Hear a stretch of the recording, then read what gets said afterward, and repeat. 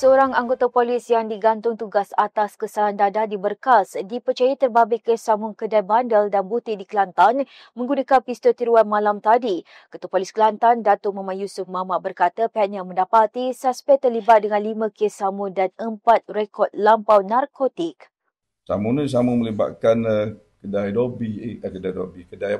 bandar dan butik. Di mana setakat ni terlibat dengan 5 kes dia sambung.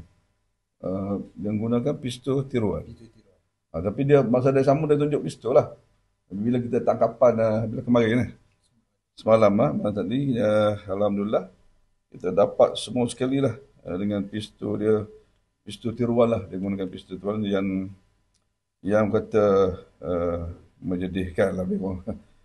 Yang terlibat ni adalah bekas anggota kita masih dalam tahanan kerja oleh kerana masalah dadah. Jadi kita telah kita tengok dia ada 4 rekod lampau narkotik dan positif dadah.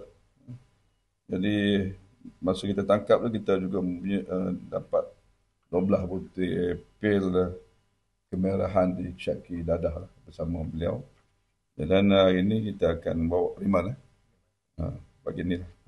Jadi kita siasat di bawah Seksyen 392 Kanun Sesaraan, iaitu samun, dan juga Seksyen 12.2 Akta Dadah Membahaya kerana memiliki dadah tadi.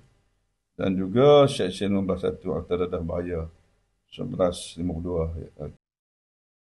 Beliau berkata demikian ketika ditemui media selepas memeriksa pembarisan ketika hadir pada Majlis Perhimpunan Bulanan Peringkat Ibu Pejabat Polis Kontingen IPK Kelantan pagi tadi.